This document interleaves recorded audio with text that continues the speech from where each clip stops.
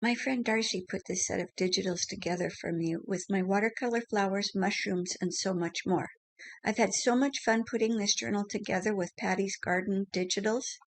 Hi everyone, Patti here with Cooper and Carmel. I printed the digitals out at a local print store on 28-pound paper. The color is so much more vivid.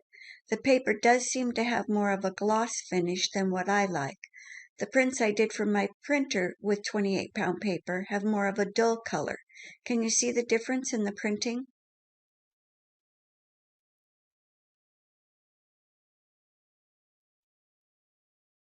Look at these digitals. Aren't they just stunning? The frayed blue jeans she put on her jelly plate are a work of art. I will show how I add dimension to the back blank white side of our digitals a little later in the video. Let's take this page and add some holes.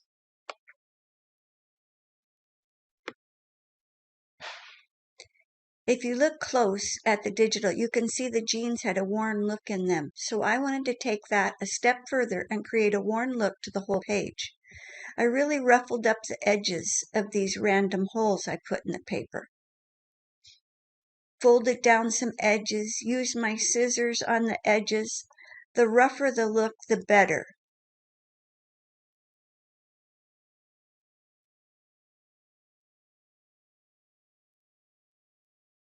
I just keep folding them down and making the holes a little bit bigger, scraping it with the scissors, and just want them to look as rough as I can get.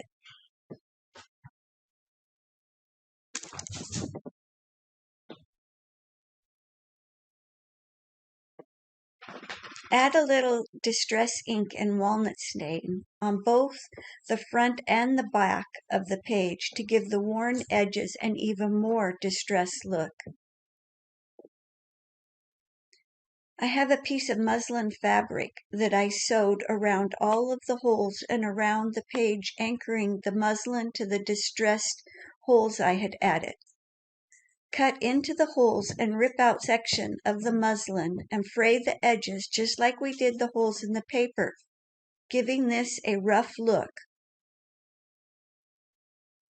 I end up liking this idea so well, I did something similar to the cover. I used my fingernail to pull the threads and get thread tails hanging.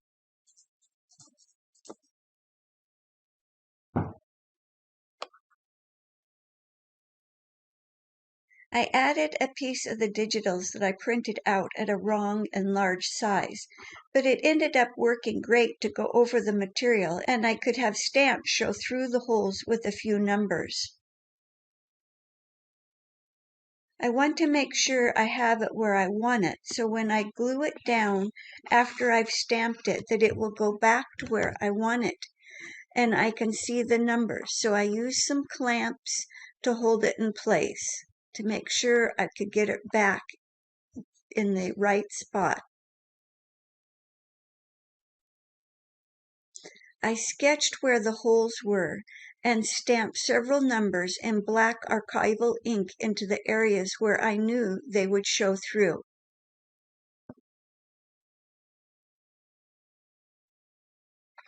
I decide which stamps I want to use and what numbers will fit where.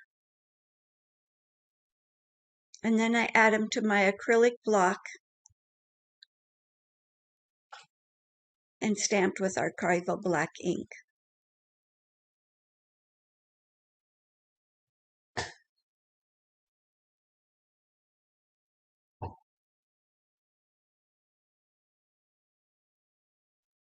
Trying to line it up and make sure that it's where I want it to be and it's looking the way I want it to. And then I erase the lines that I had sketched to show where the holes were after the ink had dried. Add some glue stick, glued this onto the page, making sure I could see my stamped images. Pages are all coming together and ready to start putting them into signatures. I like to do 10 pages per signature. Plus, this journal will have a pull-out folio, which I will list in the description so you can go check it out and get a chance to win it. One thing with digital prints is you either have to print them out double-sided or you have blank pages on the back side. So I want to show you a couple ways I like to change the back side of the digitals to get them ready to add to my journals. I like to use my stencils on some of the blank pages and add stamps to decorate them and add some interest. This page I used a fern stencil and distress oxide ink and pilled paint, a few scattered dots and other stamps to add some interest to the page. Each blank page gets some added stamps or stencils or something to take away the stark white background.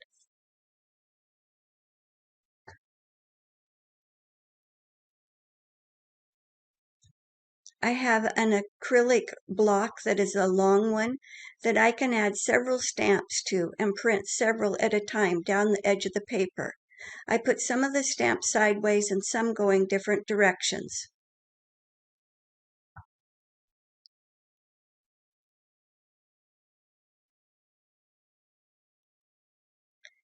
I keep layering pages and arranging them in signatures to form my journal pages.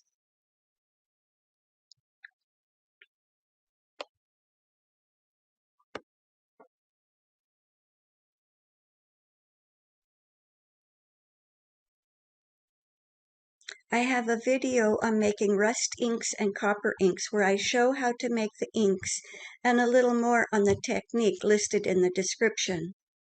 I don't do all of the pages this way, but I picked probably 6 or 7 pages to use my handmade inks on.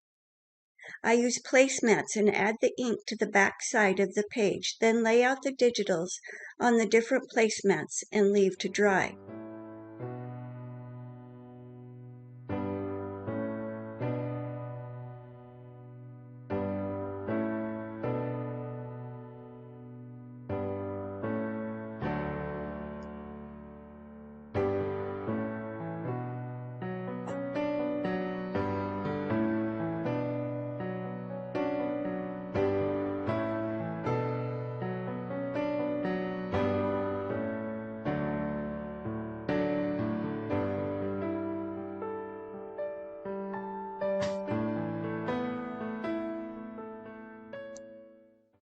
The key is letting them dry completely, or they will tear, which I had one page tear, which gave me opportunity to try another technique to the torn page.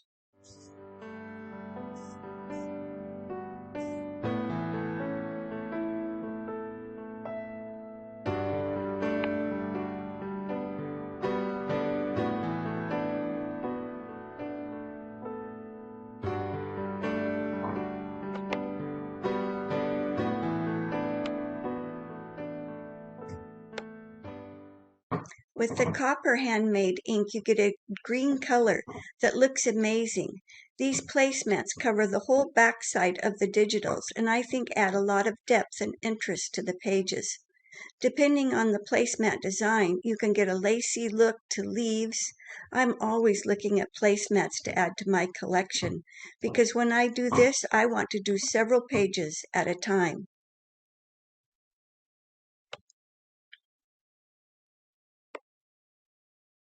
When printing, I never have figured out how to print borderless, so I like to use my decal edge trimmer to trim the white pages off the sides of the paper. The only thing with this trimmer is you can't fit the 11-inch side of the paper in the trimmer without folding the page in half, which is fine when you're making a journal. Just make sure you get all of the white off if one side of the white border may be larger than the other side.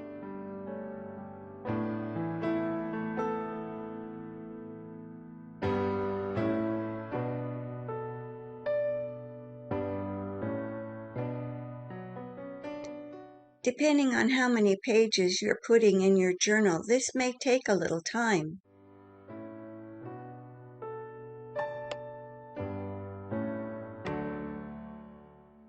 Darcy has made 5 pages of images to use to make ephemera, tags, pockets, ATC, envelopes, for our journals. I could just flip through these pages and look at those cute puppies. The garden gate I will use on the cover, but first we'll add these pieces to either cardstock or cardboard, and even playing cards to make artist trading cards or ATCs.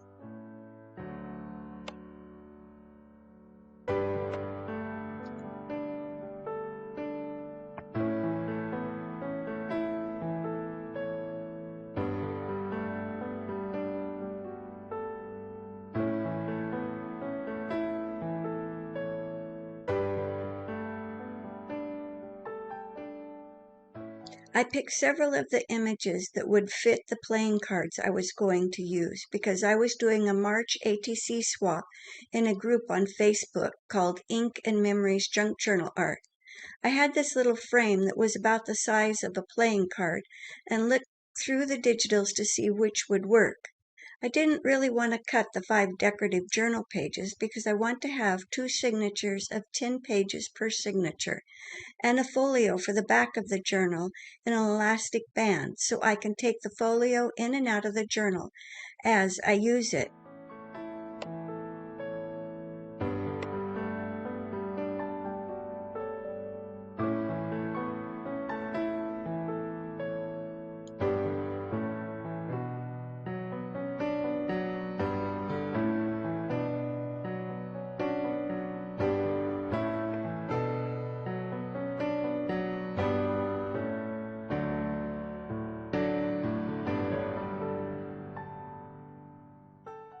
I rough cut out all of the pieces from the 5 pages of images for making ephemera, off camera, and ready to assemble some pieces together.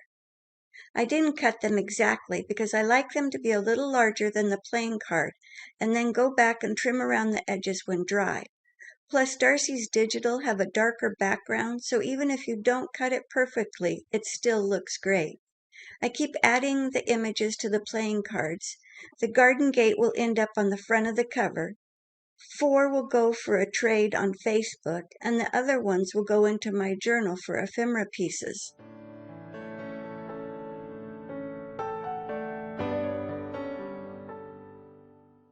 The tags I glued to a dark tan or brown cardstock and cut out after they had dried and added a topper to them.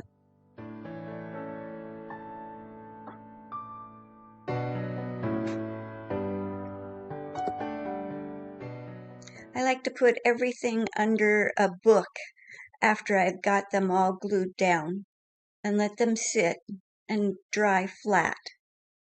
After the ATCs have dried, I trim around the edges and rounded the corners.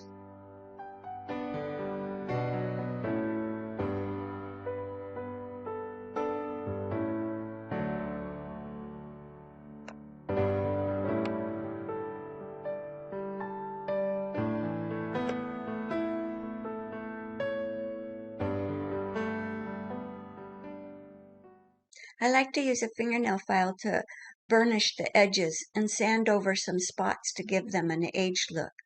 For the trade ATCs, I will hear a description on the back for the trade saying who made the card and what the trade is for, with the date and other pertinent information.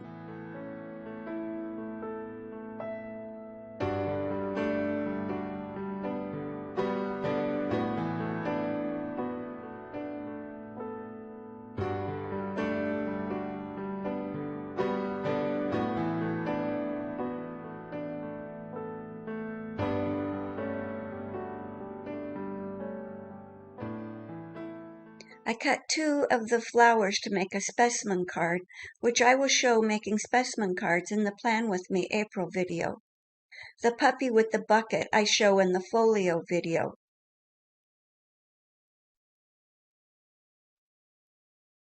And of course, it's a given that we ink around all of the pieces and the edges to distress them. I like to use walnut distress ink. I wanted to show how I make my belly bands with my doodles, the designs like Darcy used in making the digital kit.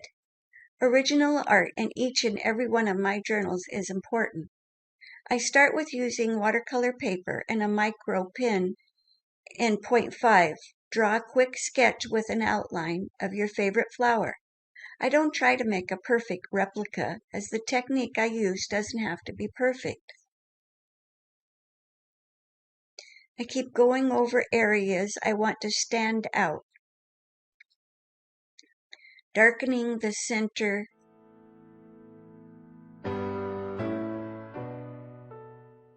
adding a stem with some free-form leaves,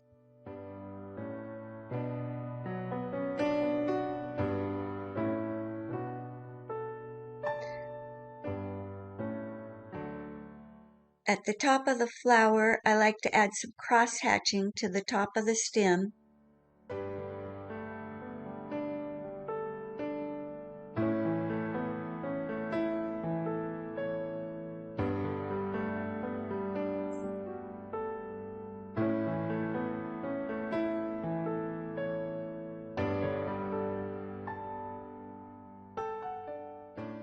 Just keep going over it and darkening up areas that you want to stand out. It's just a very free-form flower.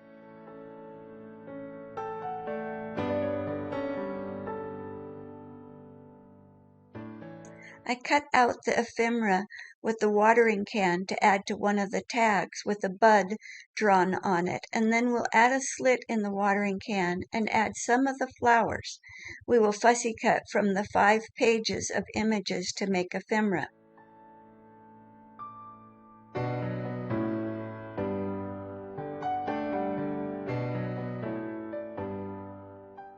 To draw the bud, I check to see where the watering can will fit on the tag, and then I cut out a couple of the flowers and fussy cut those flowers out that I'm going to put in the watering can.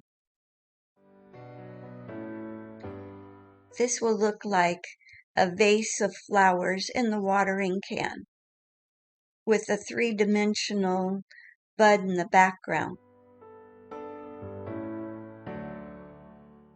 Add your slit to the watering can, right where it starts to circle, there where the opening of the watering can is. Of course, don't forget to ink those edges. The stem and the leaves are just quick lines to form the look of a stem and the leaf. Again, make it darker at the base of the flower where the stem comes into the bud, and add a few veins in the bud.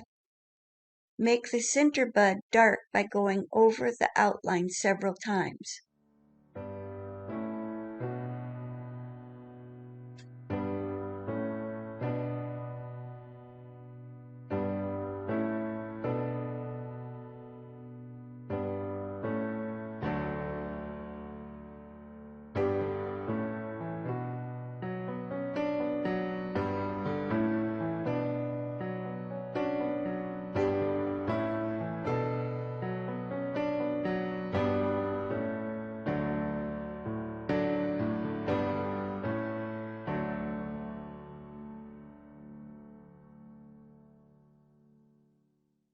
This belly band has just a single bud on it that I'm drawing with just some nice darkened edges around the main elongated bud.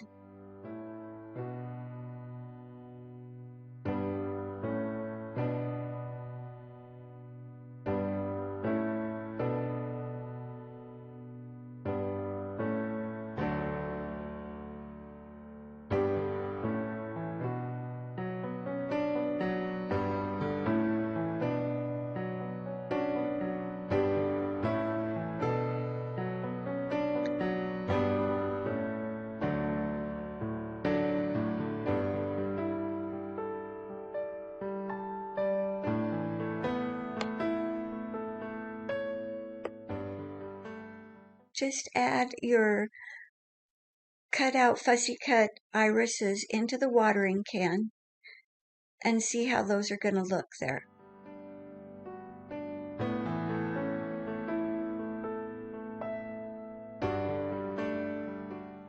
I want to show you how to make a couple of the belly bands with stamps if you just don't think you can draw a couple of these flowers.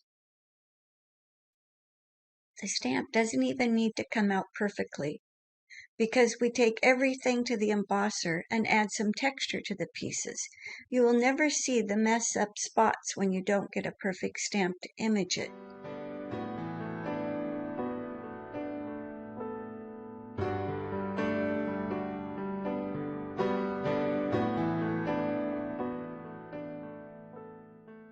The poppies are a Stampin' Up stamp that I got in a random act of kindness trade, and I want to try using them on these spring tags and belly bands.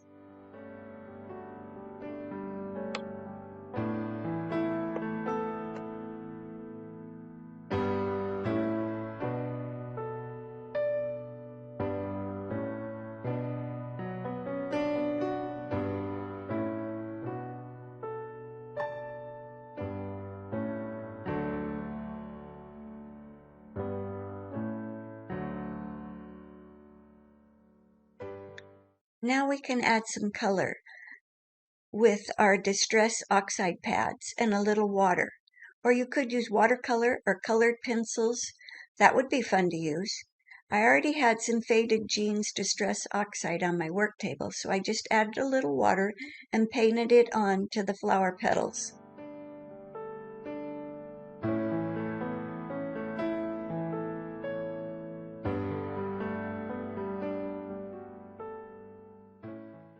I don't try to just stay exactly in line. I just want to get a little color on, and in some areas I darken it and make it darker, but I'm just not trying to do it just perfectly. For the leaves and stems, I used peeled paint Distress Oxide on a clear plate. Spritz with a little water to help the ink move on the paper. I don't worry about going over the ink lines. I just want a little color down the stems.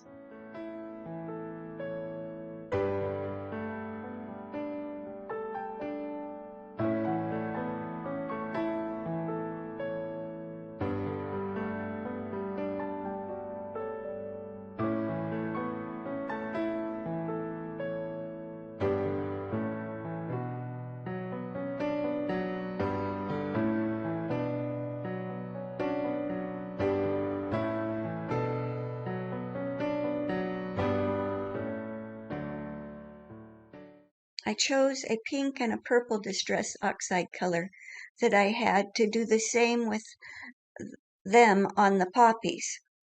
This pink wasn't quite dark enough, but I used it for a layer, and then I went over it with a little bit darker pink. You can see I'm just putting some color down. I'm not trying to paint exactly in the flower. I just want a little color in that area.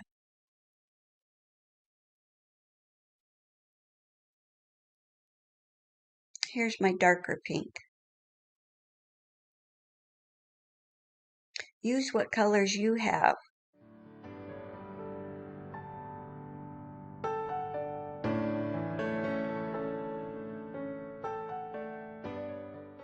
For the sunflowers, I wanted to use yellow, and the only yellow I have is a refill oxide inker, so I just squirt a little of it on the plate and add a little water.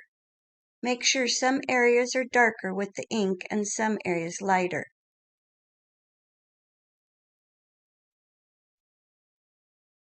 You can always spray a little water on your paper and add a hint of color all over the belly band. These are going to be horizontal belly bands.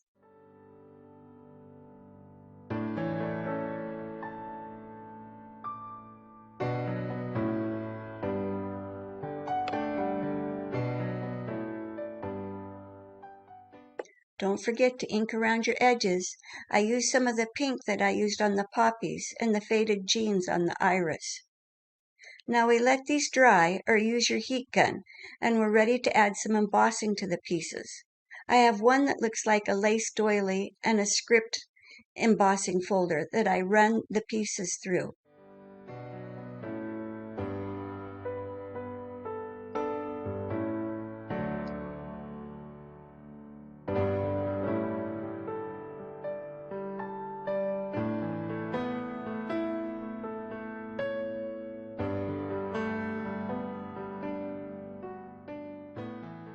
If the belly band is too long to fit through the size of the embossing pad, I slide it through the top and do half of the belly band and then do the other half, so I get the whole band covered with the script.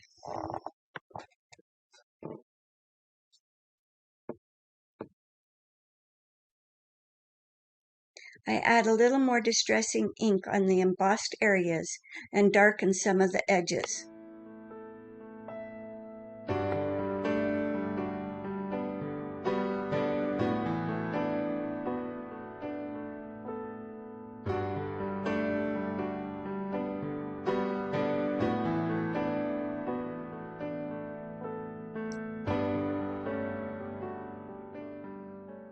Glue your watering can onto the tag so you can see the bud we drew, and we will add the ephemera fussy cut flowers we cut and glue them into the watering can where we cut the slit.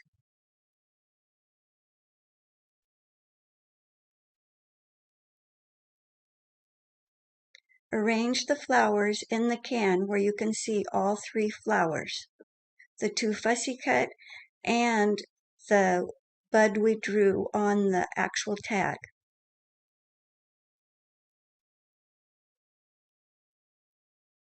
Then you can glue the top part of the fussy cut flowers onto your tag once you have them placed where you want them.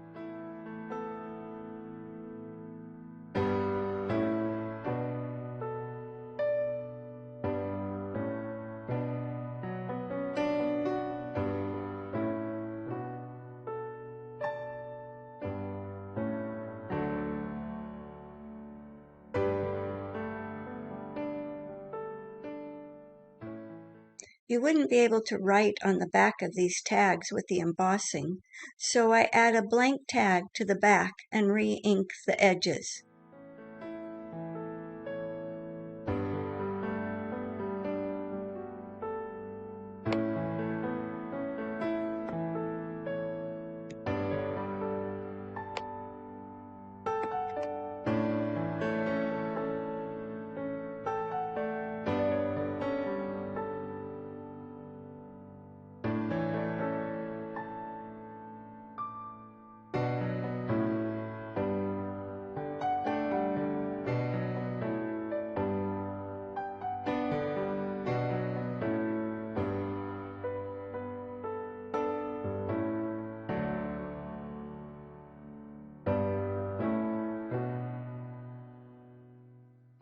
I have a page of quotes that I printed out and add that to the areas.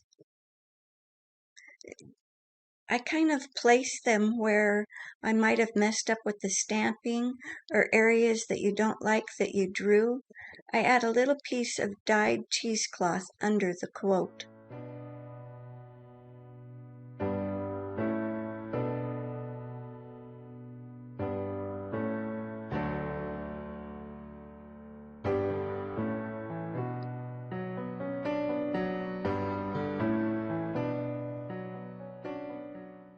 Trim off any excess cheesecloth.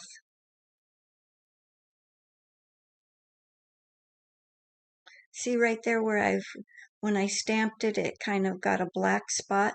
Well, that's where I'm going to put my little bit of cheesecloth and my quote, or my word, or whatever you decide to use.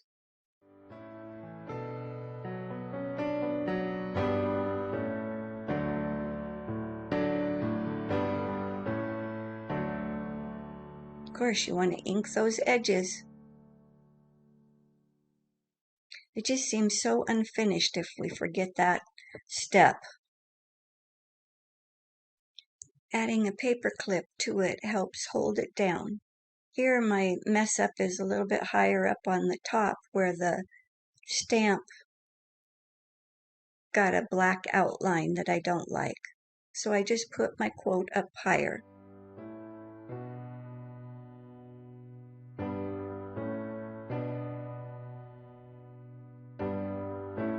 Use the paper clip to hold it in place while it dries.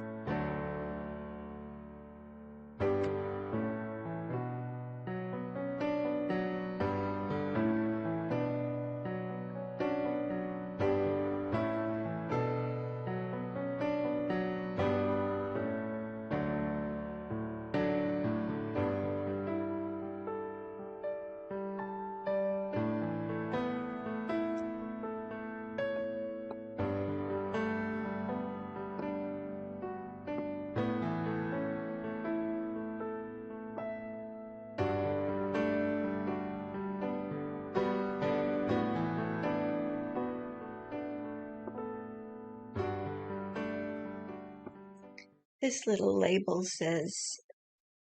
has a description like from a dictionary on botanical.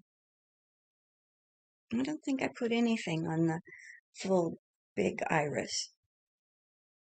I just left it the way it is. Here's how you could use the horizontal belly bands.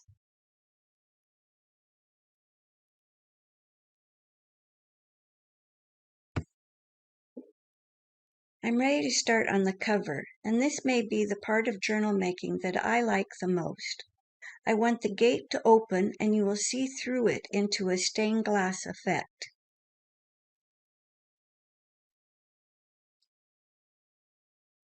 I start with a piece of cardboard and rip it in the size and shape I want. Very free form and no real plan on what I want. I just know that I don't want straight edges and I wanted the corrugation of the cardboard to be going vertical.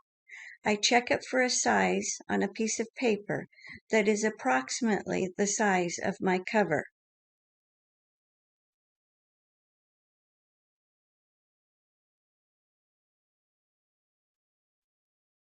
Just to make sure I'm getting it the actual size that I want it. I still got a little too much of a straight line here. I want to change that and get it ripped off where I can. We're going to paint it so you'll never see the green. And I like to have some of the corrugations showing, but I leave some of the top part on it also. Paint I'm using is Frayed Jeans Acrylic Distress Oxide paint. And I painted the whole thing. I don't try to cover it completely because I want some of the brown to show of the cardboard. I want this to look distressed, so I'm not trying to, and it's going to have layers on top of it. I'm not trying to do a complete coverage on it. I get some of my natural inks in the copper and the rust and paint this over it, or just kind of dripped it and let it run down the corrugations.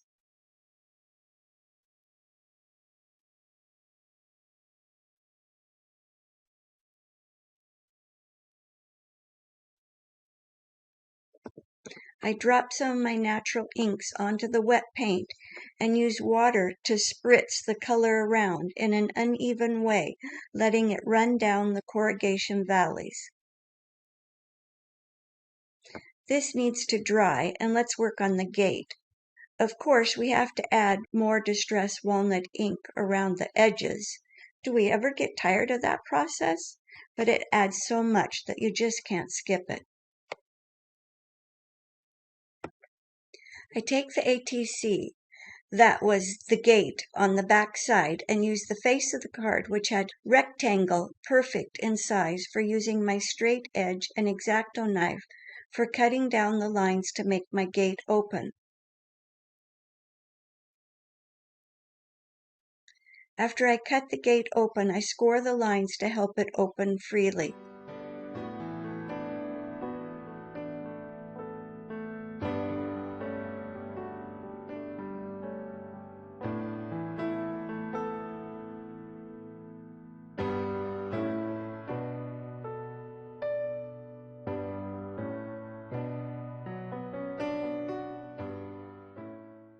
When this gate opens, I didn't want the white of the playing card to show.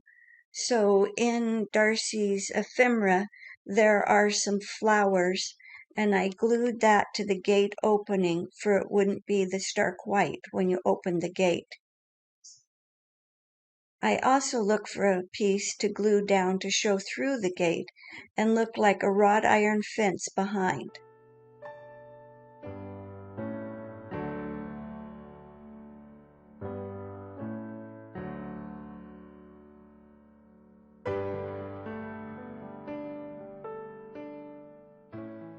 You will have to cut again your gate opening once you glue the flowers on the back side.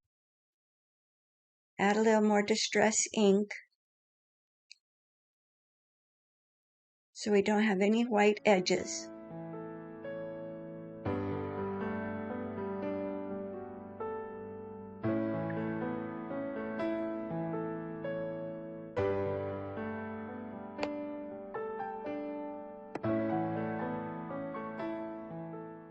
I just add a little glue to the top and get this little stained glass effect piece glued onto it. So when the gate's open, you can see it. While that gate dries, we go back to the front cover of the journal and we're going to be ready to assemble the pieces. I've got a couple rusted 16-penny nails, embroidery floss in a tan, a little rust-dyed cheesecloth, a strip of material that matches the boots, and a piece of blue jean material.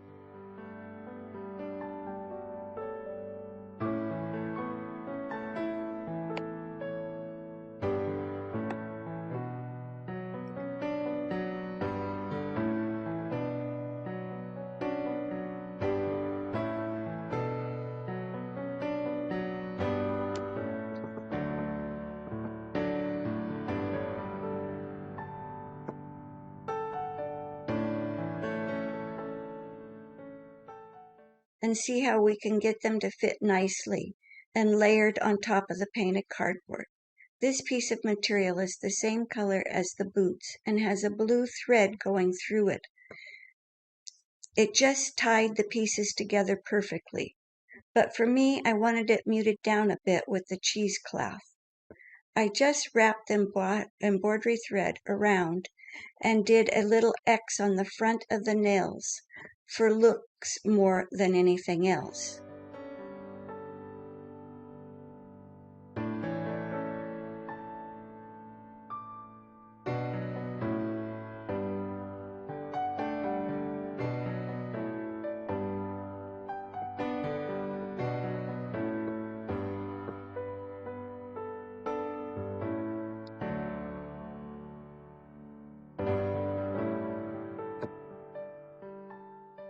I used more embroidery thread and sewed the 3 rusty nails to the blue jean material.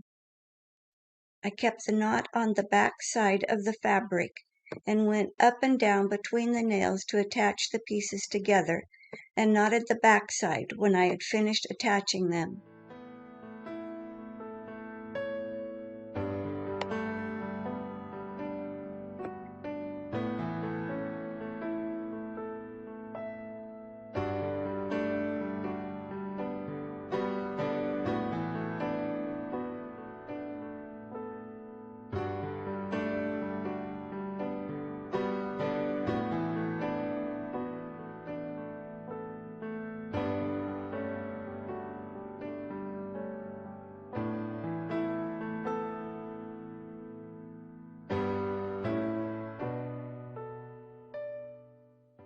I think this is the way I want it to look, so I used some of my art glitter glue to adhere it all down. Make sure you put the glue over the embroidery thread knot to hold the nails in place, and this will hold it firmly onto your cardboard.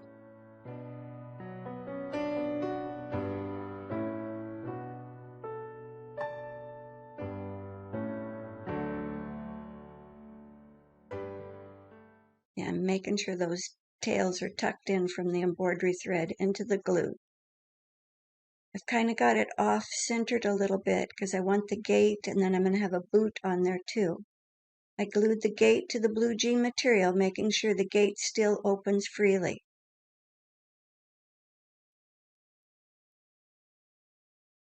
Oh, how I like the way that looks. And I add the boot to the bottom right corner. I like to use a package of wet ones to fit over and weigh down pieces that are 3D. The package is plastic, so if any glue is seeped out, it won't stick, and it has enough weight to it that it sort of just molds around the pieces. This needs to dry, and we start on the rest of the cover. The back side of the blue jean material, I want to distress and cut some holes into it, and do it just like we did to the paper page previously in the video. I cut 3 holes in the material and start distressing it, pulling the threads and leaving some hanging.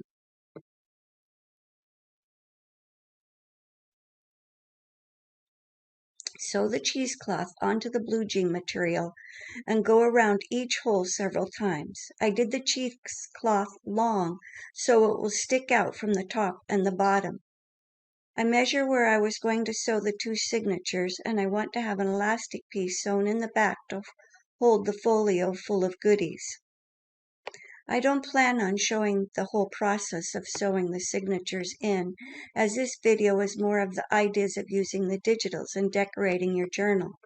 I will leave in the description a video where I show a 7-hole pamphlet stitch for binding your journal together. Now to add the closure. I want to use another nail in my closure, and I have 3 black small hair ties. I wrapped 2 of the hair ties around the nail. I used a needle and thread and hand stitched this down to make sure it was going to be where I wanted it before I take it to my sewing machine and sew it with the zigzag stitch on the back cover. I tried just using 1 elastic hair tie, but it was too wobbly and wouldn't be sturdy enough when you closed it. So I added another hair tie, and that firmed it up nicely for a closure, and it ended up working great for adding a pin to keep for journaling handy. I did the same with the elastic hair tie for the front without the nail for the front cover. Hand stitched it down first, and then I take it to the sewing machine. Go over to Darcy's channel and pick up the digitals and enjoy these digitals as much as I did and will. Don't forget to use Patti 40 for 40% off. A complete flip through and a little story about the puppies going on a journey will be coming next. Have a great day, and we'll see you later.